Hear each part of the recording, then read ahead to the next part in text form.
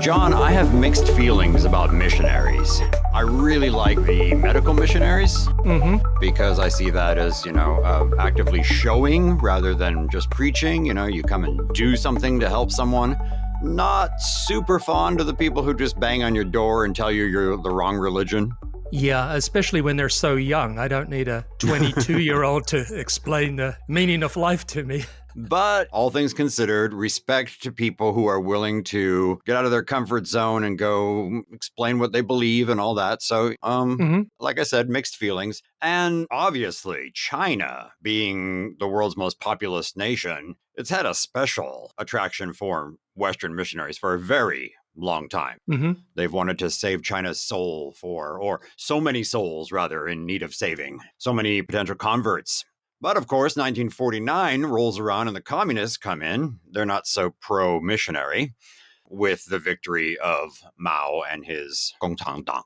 Many priests, so that would be Catholic or Orthodox, pastors from the Protestant tradition, what else? Evangelists, all of this, missionaries. Their schools and hospitals moved to Taiwan after the victory of the communists. So at that time, Taiwan was called Free China sometimes. It was not exactly free in many ways, but we did have religious freedom. President Chiang Kai-shek and his wife were Christians, and they opened Taiwan's doors to religious refugees from the mainland, and also for new missionaries from the West, both mainstream denominations and smaller ones.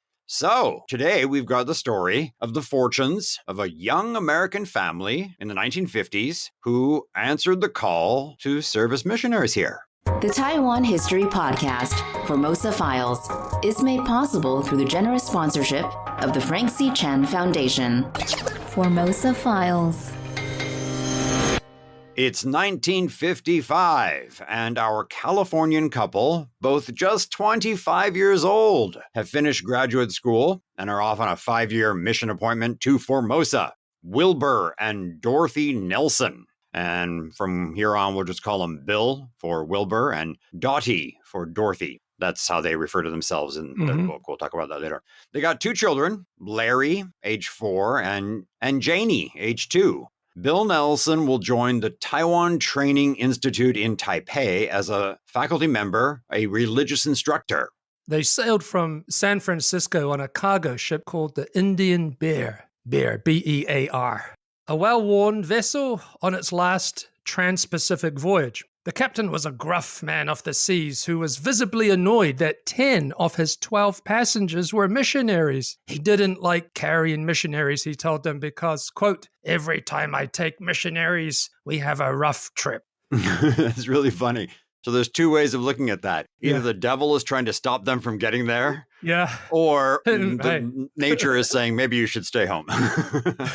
In any case, he was right. They had one of the worst storms the captain had ever encountered. Tearing containers loose that had been welded to the deck. The couple actually tied their children to the bed. So a rough trip and a long one, nearly 4 weeks. They went, as was usual, via Japan. So the port of Yokohama, that's near Tokyo, and they stopped at a few other ports as well, including Okinawa, where they visited the battlefield site associated with Desmond D. Doss, a 7-day Adventist army medic. And in the Battle of Okinawa in 1945, he saved so many people. He lowered 75 wounded American soldiers over a cliff to safety. And for this, he received a Congressional Medal of Honor. Yeah, the story of Desmond Doss was made into a film, Hacksaw Ridge, back in 2016, directed by Mel Gibson, as I recall. But this person you were talking about, Doss, he volunteered to serve in the army, but he didn't want to carry a weapon because of his faith. And he was a combat medic. So, wow. Yeah. The Nelsons were Seventh-day Adventists. Okay, Eric, you're the guy with a missionary heritage, so you explain their religion. Okay. So, the Seventh-day Adventists are a Protestant denomination founded in the United States in the 1860s. The name Seventh Day refers to them observing Saturday, the 7th day of the old Jewish calendar, as their holy day. The 7th day is the Sabbath. They go to church on Saturday. That's their big thing. Adventist refers to the advent or coming of Jesus Christ, the imminent second coming. Now, if you're into religious history like I am, we might cut this part out because it might not work. But these all descend from a group called the Millerites. There was a preacher in 1831, Mr. Miller. He declared that Jesus was coming back roughly 1844, which led to what's called the Great Disappointment, because that didn't happen. And then they split into a whole bunch of different interpretations. Some said, oh, Jesus secretly came. Others said, oh, he came in spirit. Others said, oh, da, da, da, da. And from this, these Adventists became many, many groups. One of them eventually evolved into the Jehovah's Witnesses. One of them evolved into the Seventh-day Adventists. And one of them evolved into the group that would later be the Branch Davidians in Waco, Texas. Oh, okay. One of them evolved, I'm not going to say which denomination, into the one that my parents were involved with. So a very broad coalition of Protestants. And the Seventh-day Adventists are now, I believe, in the top 10. Guess how many of them there are on the planet? No idea. Would it be 1 million? The population of Taiwan. Wow. Yeah. Okay. Well, thanks for that, Eric. Back to our ship. After leaving Okinawa, the next stop was Geelong in northern Taiwan. As the ship neared the port, they saw 2 large ships loaded with refugees from the Daqian Islands. These are islands near the Chinese mainland, and they'd come under attack and impossible to defend, so they were abandoned. And these refugees heading for Taiwan. It's a reminder of the tense military situation. But of course, the Nelsons were happy to finally set foot on Taiwan. Yeah, okay. Remind us, what year was this again? 1955. Okay. 1955. We did have airplanes at this point. Why suffer at sea? Why not fly? I mean, there were passenger flights. You would have had to stop a lot, but you also would have saved yourself all of that, you know? Yeah, people could fly. It would involve a few stops, Hawaii, Tokyo, maybe another one. It was a matter of cost. Yeah, okay. So I guess it's how much your time is worth. I think people forget how inexpensive modern airplane travel is. Back then, it was easily 10 times as expensive. The price of a ticket from the United States to Taiwan, if we adjust for inflation, in modern terms, that would be in US dollars, 10,000. 10,000 US dollars. Yep, and that's just one way. Ouch. Okay, now I see why they took the ship. Yeah, so in terms of price, for a passenger liner, 2/3 of the airfare. There was a cheaper option, 1/3 of the plane ticket price, a cargo freighter. Yeah, I've read lots of these stories, even in more modern times, people choosing a cargo ship. It's more of an authentic maritime adventure, rubbing shoulders with real sailors, crew and captain, all that. Yeah, slower than a liner, not as comfortable, but yeah, more authentic. It's easy to be nostalgic about the old days of travel and to complain about the hassles of modern day flying, no leg room, security screening, but we forget some of the hassles of the good old days. Yeah, like getting through customs in Geelong. Taiwan's government was pushing an import substitution policy at the time. There were very high tariffs on imported goods. As a tourist, you would have to declare, for example, a camera you brought in and then show it on exit to prove it wasn't sold in Taiwan. And if you didn't have it, you'd need to pay import duty. Import substitution was to protect local industry, but to be fair, it seems a lot of this was just about revenue collection. Yeah, protecting industries that you don't have, yeah. And the Nelsons were not tourists on a short visit, so they got hit with heavy duty charges. They ended up paying a lot. Most painful was the $150 US charge for their refrigerator, which they had brought with them. Another good reason to take the ship. Yeah. I don't know if you can.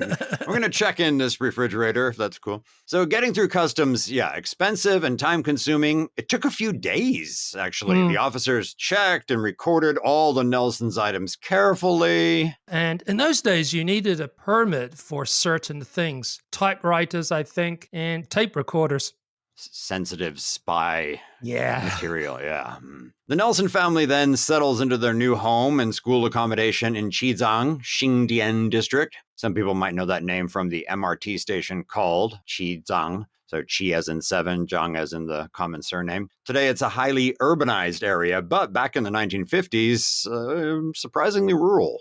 For this episode, we're drawing on a missionary memoir, Treasures of Taiwan, published in 1964, which is basically edited letters, mostly by Dottie. And she writes, quote, "Looking from the front windows of our new home, we can see reflections of the surrounding hills and the flooded rice fields. We are situated just at the foot of the rolling green hills with a fine view of the mountains in every direction." Rice fields where farmers plowed with water buffalo. Yeah, quite idyllic a setting for the school and the school accommodation they stayed in. But life could be challenging. For example, it was difficult to find things. And there's a short chapter called In Search of Whole Wheat Flour, which illustrates this. Yeah, it's a great story. Dottie and her American friend Betty go on a hunt for whole wheat flour.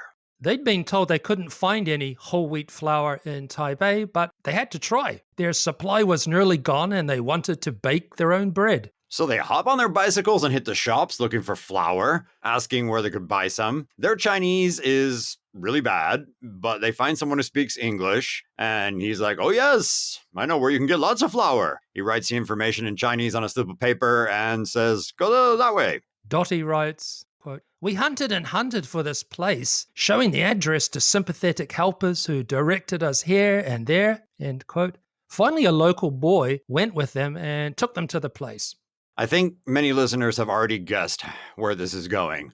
To their dismay, the shop turns out to be, yes indeed, a flower shop, as in roses, daisies. A fair enough mistake. You ask someone for flour. Then someone sent them to a baking powder shop. That's closer, but baking powder isn't what they want. Dottie keeps asking around and she's miming how to make bread.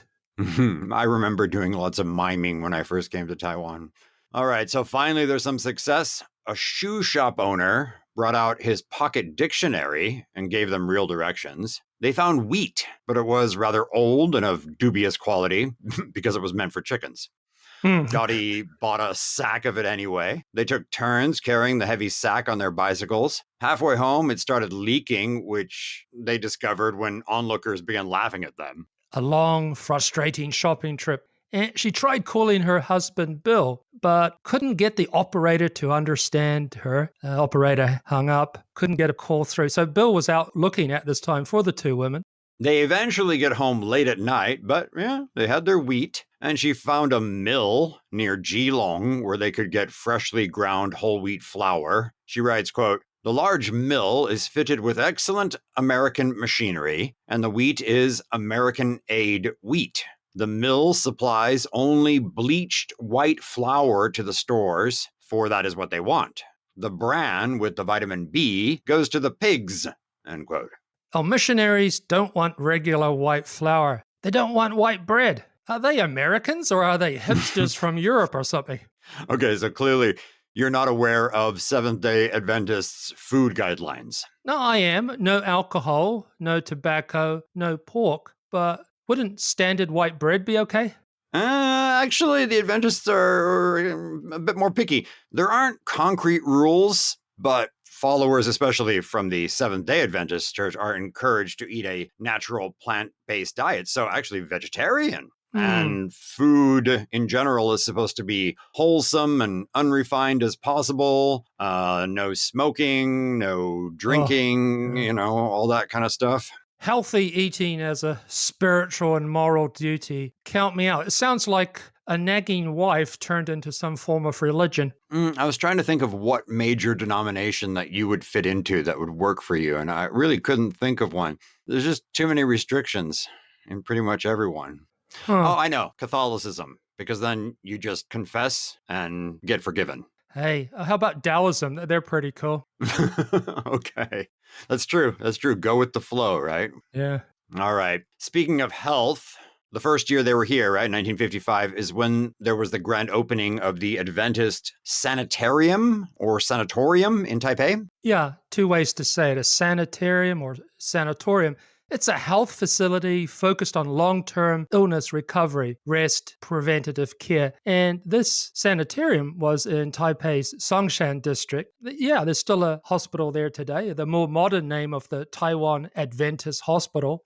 I see from an SDA website that the sanitarium, or the hospital, was the first hospital in Taiwan to provide tobacco cessation programs, sort of giving up tobacco. That was in 1965. Huh. Yeah, it's interesting. Two famous people who also descend from that Millerite Adventist church. One would be Michael Jackson. The other would be Prince. And neither of them, unfortunately, followed the church's guidelines to stay away from harmful chemicals, which probably would have been good for them. Anyway, the grand opening of that thing was in 1955, a major event attended by prominent figures, including Madame Chiang Kai-shek. She was the one who cut the ribbon.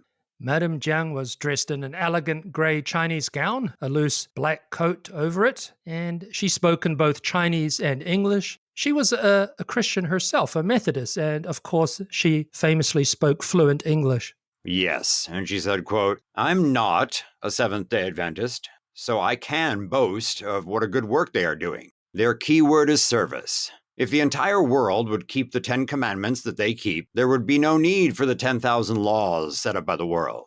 You would think they are a very rich people because of the large sanitariums they build, but it is to the contrary. They are not. But all their people are benevolent and give 10% of their income to God and for his service." End quote. 10%, quite a lot. But given the small number of Adventists in Taiwan, not that much money. It's called tithing, and we did it. Our family did that as well. The book we're drawing on, this one, Treasures of Taiwan, is rather vague on success. They don't mention numbers. There are individual cases of conversion and hopes expressed for this field or that, but it doesn't give numbers of believers. Right. That would be a bit depressing for the readers, I think. Yeah, looking at a SDA reference book from 20 years ago, it gives the number of churches as 54 and members 6,143. A more recent figure has that number at 6,700, so... Yeah, 6,700 members in Taiwan. It's not the most bountiful of harvests. I guess Taiwanese like their pork too much. Well, missionaries are generally positive, and they're also good at spinning things, and they said, well, it was actually a great success. Spin away, brother. Yeah, okay, so put it this way. Minor missionary activity in the Japanese colonial era in the 30s, World War II puts an end to that. At that time, there were just 14 members. After the war, 1947, the Seventh-day Adventist Church sent 2 investigators to survey the situation, and they could only find 1 Adventist. More investigators, 2 investigators than members, just 1 Adventist. Yes, humble beginnings. Humble beginnings. But the exodus of Chinese from China in 1949 would give the church a boost. There were some followers and also missionaries that came over. A bit earlier, we mentioned the Nelsons seeing Madame Chiang Kai-shek, and they would see her again in an unusual manner. The Nelsons decided to have a picnic with some American missionary friends. They all agreed to meet at a park up on Grass Mountain. Today we call that Yangmingshan. There was no one there when they arrived. Perhaps they'd come too early, or the others had gone to a different spot. Anyway, they decide to eat their lunch, and they find this picnic table. And they're the only people in the park, well, apart from 2 well-dressed Chinese children accompanied by a man and a woman. The children were playing with a model airplane on the spacious lawn that was the pride of the park.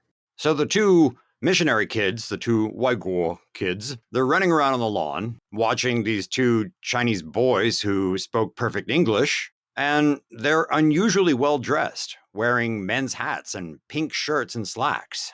The scene was odd. It was the weekend and too quiet there. No one else around. Just the Chinese children who seemed to be waiting for someone. Reading from the book, Dottie writes, quote, "Then we realized that we were surrounded by guards. Guards were appearing everywhere in the park. The next instant, who should come strolling up near where we were sitting but President Chiang Kai-shek and the madam. Janie with her long blonde curls attracted the attention of the president, and he and the madam watched her play. Then Madam CKS came up to Janie and patted her on the cheek and spoke to her and Larry, the boy. husband Bill chatted a little with Madame Jiang, who said that these two boys were her nephews. One of the boys she called by the name of Ronnie. He was flying his plane and it went onto the top of a tree, and the madam said, "Oh, Ronnie, what are you going to do now?" The president, so that would be CKS himself, he's dressed in this two-piece long Chinese robe, came closer and smiled and said hello to the children. The author writes of the president and first lady, their home is only a short way from the park and they often stroll there together. Yeah, their home, one of their homes. They had numerous residences throughout Taiwan. Down here at the Chenqing Lake, they've got one. Mm-hmm. This one you're talking about, I think, is called the Grass Mountain Chateau. They use it in the summer and on weekends, I believe. Yes, to enjoy nature and get away from the worst of the heat. In part, it's because the president didn't like air conditioning. He thought it hurt his health. In fact, he didn't even like electric fans. Interesting. I don't really like air conditioning either. And the Koreans have this thing against fans as well. Oh, it'll kill you at night. Urban myth of the fan death. Korean fan death. Yeah. Anyway, in this encounter case, the Nelsons' missionary friends had been stopped from entering the park by the guards, but the Nelsons, because they'd come earlier, had somehow not been spotted and stopped. And I wonder if the cute blonde kids, I mean, they're just like 4 years old, 2 years old. I wonder if that played a part. The guards going to the president, "A young white couple, sir, with 2 young children. Should we remove them?" I don't know. Maybe he goes, "Well, how cute are they?" Very, very cute and very blonde, Mr. President. Okay, well, they can stay. You jest, but actually, yeah, the kids would often draw a lot of attention. Dottie writes, everywhere they went, Janny and Larry drew huge crowds. Janny's blonde hair fascinated the local kids. Poor Larry once got swarmed by so many children, he ended up in tears. I have exactly the same stories to tell. Yeah. One time, in this case, for this kid, the interest got extreme. The family's on a trip in the mountains. The car gets a flat tire. They're changing the tire when a crowd gathers, and one of the tribal villagers offers to buy their daughter. Right, and this doesn't seem to have been a language problem. They had a Taiwanese friend with them who spoke the local dialect. He said the man was dead serious, pointing, bargaining, and asking if the little girl could live on rice. Another time back at their house, a poor father offered to sell them his young son, an offer they declined. This buying and selling of children, we've talked about this before. Yeah, I take a generous view of it. I see it more as a case of compensated adoption rather than slavery. Yeah, but however you frame it, it's an indication that the country was very poor. Yes, the country was very poor. Even in the capital city of Taipei in 1955, things were quite backward. I don't know. Is that word insulting? Maybe pre-modern. Pre-modern, okay, yep. Dottie describes the streets of Taipei as chaotic, crowded with people, so many bicycles, pedicabs, children, ducks, chickens, oxen, drivers honking their horns all the time. And a feature of the street scenes were the honey buckets on the way to the fields. Honey buckets. These are 2 wooden buckets, one balanced on each end of a long pole across the back of, or the shoulder of the carrier. And sweet honey goodness? No. This was a humorous reference to human excrement, human toilet waste, collected from houses and carried to the fields and gardens where they use it as fertilizer. Dottie writes, you can understand why it is so important to boil everything and why so little of the food may be eaten raw. Yes. You can still see that today with a lot of the elderly being kind of reluctant to eat salad. It's kind of understandable. Mm-hmm. Yeah. So Taiwan might have looked pretty, but it didn't smell too good with, the fertilized fields and the open sewers. Most foreign families who were resident had a story about one of them falling in a sewer. And for this family, it was Larry, their boy. He fell in one, I think in his best clothes coming back from church. Yeah. Open sewers and canals, perhaps not the same thing, but also perhaps kind of connected because the canals were kind of filled with sewage. posed a danger for disease, obviously, and drowning for young kids, as the Nelsons experienced firsthand one day. In a chapter called The Rescue Attempt, Dottie describes how she and Bill were coming back from the city on a bicycle. They're going through the last little town before reaching their school. A crowd had gathered at a small bridge over a canal. The Nelsons stopped when they saw some village people holding a little boy upside down. They hurried over. They pushed their way through the crowd to see if they could be of any help. And they soon discovered that the boy had just been pulled out of the canal. So without losing a moment, Bill started CPR, artificial respiration. Then Bill said that he would go get a doctor. He told Dottie to keep doing the CPR. And yeah, she couldn't feel a pulse, but she kept doing it. This crowd gathered fast, and now there's like several hundred people there. Police officers were pushing them back, and it says, quote, Bill finally arrived with a car to take the baby to the hospital. They quickly lifted the boy into the car, where Bill and another fellow continued the artificial respiration, or CPR, on the way to the hospital because no doctor would come. Dottie rode home by bicycle, and Bill came in a little later and said that when the doctor examined the boy, he was pronounced dead. Just 3 years old. And the Nelsons involving themselves in this horrible situation made a big impression on people. The story appeared in several of the local newspapers. The couple even received a very nice letter of thanks from the Minister of the Interior. It was a dramatic moment of what was quite an eventful stay in Taiwan. Among their adventures were trips into the mountains, usually for missionary work with the indigenous people. Bill had a trip to the frontline island of Jinmen to distribute aid, and there were earthquakes and, of course, typhoons. The 1956 typhoon season was especially intense. After one of the typhoons, she writes, the homes of more than 20,000 people are ruined. Yesterday, small planes were spraying DDT over the city to prevent epidemics. Oh, wait a second. They were spraying DDT over the city? Yeah, DDT, a powerful insecticide, at that time used to kill insects that might carry disease. But yeah, it was harmful and would eventually be banned. Yeah, it's very bad. Later that year of 1956, in November, the world's most famous preacher visited Taipei, Billy Graham, and the Nelsons went to hear him at the packed-out stadium. Yeah, I'd just like to make a point about Billy Graham. His wife, born in China and grew up there, her parents were Presbyterian medical missionaries. And this deep personal connection to China was shared by many Americans. The missionary project in China had been an epic American project, crusade. Yeah, they're not Asian. These are Caucasian people being born in China to missionaries. Pearl Buck. That's as well, right. no? Yes, the writer Pearl Buck, yes. And then people like Henry Luce, founder of Time magazine. Yes. We've run out of time, John. So how about a 20-second wrap-up of the Nelsons? They had 2 sons born in Taiwan, both at the Taiwan Sanitarium, and those boys would become doctors, medical missionaries. The family went to Hong Kong to teach and preach. In his later years, Bill Nelson was able to travel numerous times to China, but on one trip in 1996, he was attacked by an unknown assailant on the streets of Guangzhou and died. Whoa. Okay, that was a twist I didn't see coming. All right. Well, thank you to the missionaries who helped Taiwan, and there were many who did. Oh, absolutely. And just a reminder to appreciate living in the modern world. You don't need to bring your refrigerator to Taiwan. And you don't need to be sprayed with DDT. Right. No honey buckets. Life is good. Amen. All right, we'll leave it there. Please follow us on social media and make some sort of comments, likes, 5 stars, all that. Thanks for listening. I'm Eric Michael Smith. Bye. I'm John Ross.